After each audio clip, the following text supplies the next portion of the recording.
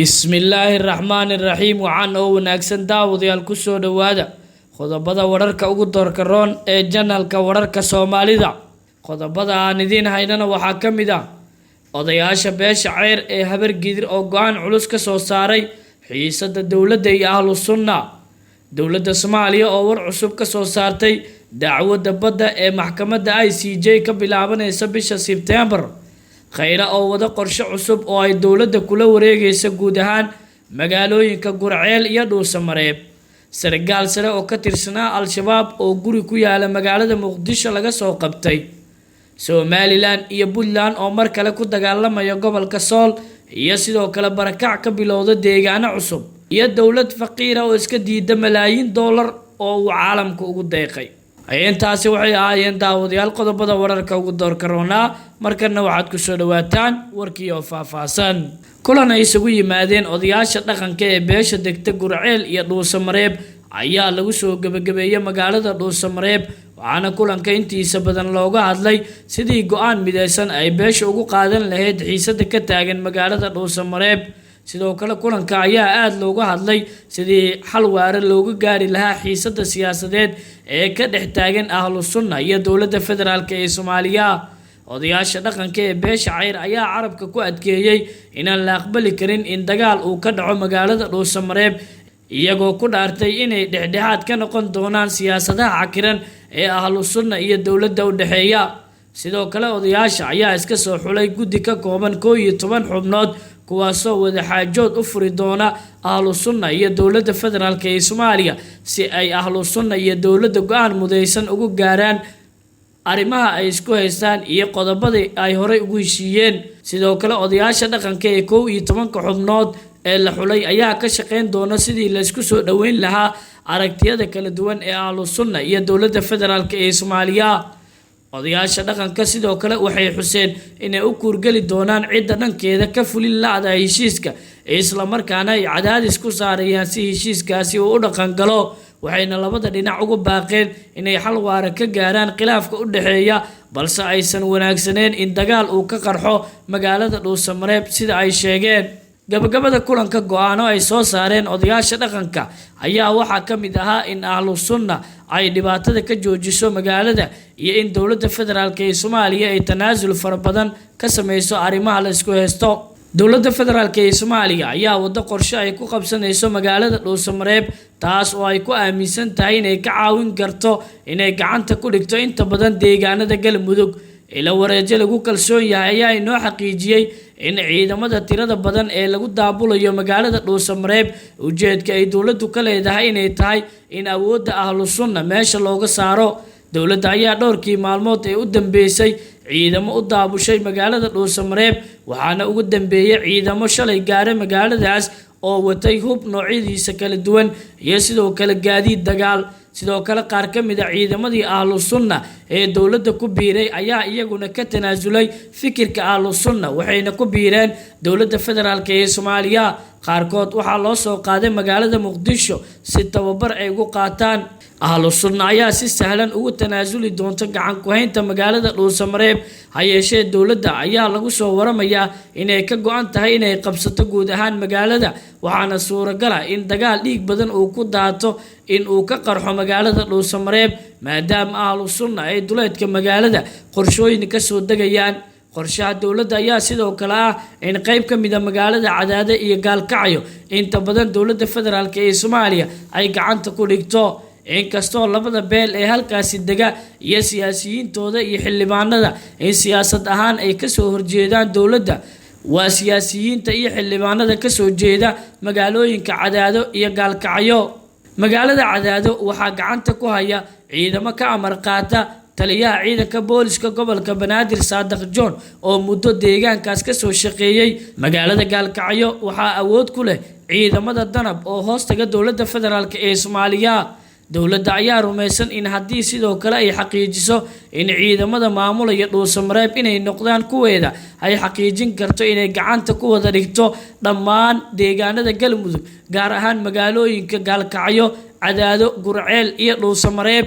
sidoo kale dowladda ayaa qorsheynayso in shakhsiyaad iyadu ay wadato iyo xildhibaano iyadu ay soo xushay inay ku soo baxaan baarlamaanka cusub ee Galmudug iyo sidoo kale hoggaanka sare ee Galmudug.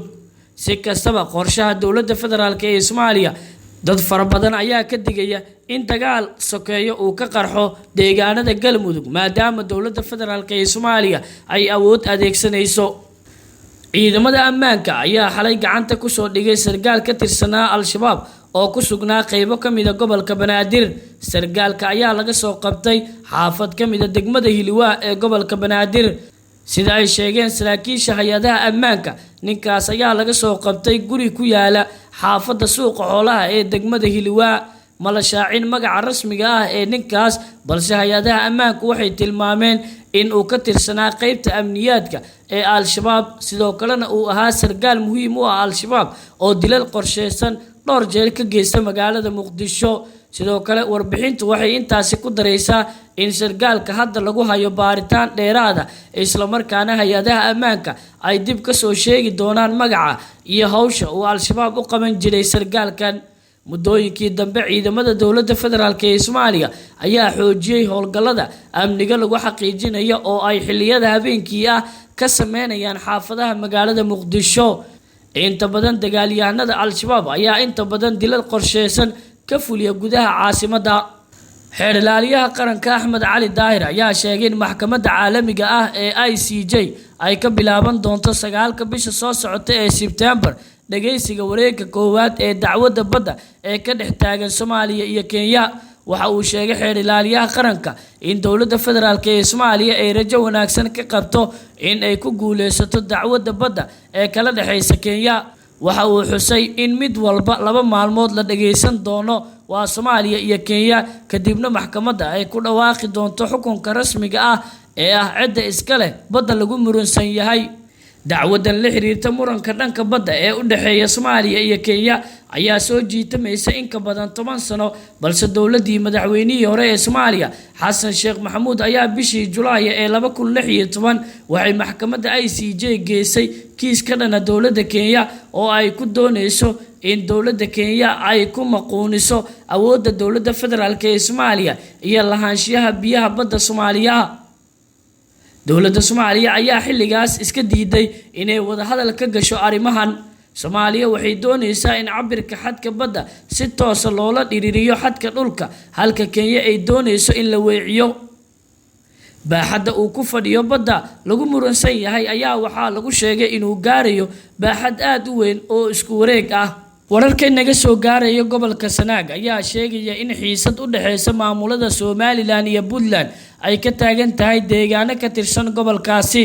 xiisada ayaa timid kadib markii saraakiil ka tirsan Somaliland iyo ciidamo ay wateen ay gaareen deegaano hoostaga gobolka Sanaag si ay odayaasha dhaqanka ee deegaankaas ugu dhaadhiciyaan in ay taageeraan Somaliland kana shaqeeyaan sidii gobolkaas loogu aqoonsan lahaa maamulka Somaliland. ciidamada Puntland ayaa dhankooda bilaabay abaabul xoogan iyo dhaqdhaqaaqyo, waxayna ka bilaabeen degmada Baran ee gobolka Sanaag. qaar ka mid ah dadka deegaanka oo nala hadlay ayaa inoo sheegay in labada dhinac inay qarka u saaran yihiin inay mar kale ku dagaalamaan gobolkaasi. sidoo kale qaar ka mid ah dadka deegaanka ayaa waxay inoo sheegeen in cabsi aweed ay kaga barakaceen deegaano dhowr ah oo ka tirsan gobolka Sanaag. dhawaan ayay ahayd markii taliyihii ciidamada Somaliland ee Baran Gurey Ismaan Saalax iyo maamulkii degmada ay ku biireen maamulka Puntland. Somaliland iyo Puntland oo ah 2 maamul oo darisa ayaa inta badan waxay isku haystaan gobolada Sool iyo Sanaag ee waqooyiga Soomaaliya.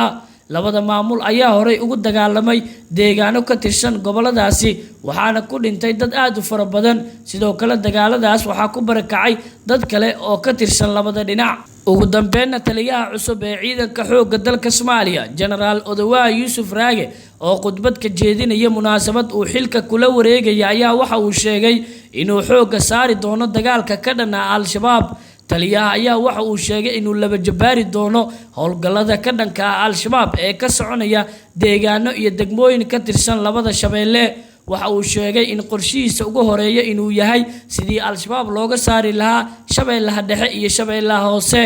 waxa uu tilmaamay in si degdeg ah uu dalka ugu saari doono al-shabaab isla markaana uu xoojin doono howlgallada uu sheegay in lagula dagaalamayo al-shabaabka ku sugan gobolada dalka. Odawaa ayaa xusay in uu kaashan doono talada saraakiishii hore ee ciidanka xoogga dalka Soomaaliya iyo saaxiibada caalamka si loogu guuleysto al-shabaabka kusoo duulay Soomaaliya ee dhibaatooyinka fara badan u geysanaya shacabka gobolada dalka. Guud ahaan daawadayaal halkaas ayaan kusoo gabagabeynayaa wararkii aad ka daawanayseen channelkan. daawada haddii aad ku cusub tahay channelka waxaad saartaa subscribe qaybta hoose ee channelka waxaad inoogu reebtaa aragtidaada. sidoo kale daawade waxaad furataa gambaleelka si ay kugu soo dhacaan wararkii ugu dambeeyay ee aan halkan ku soo daabacno.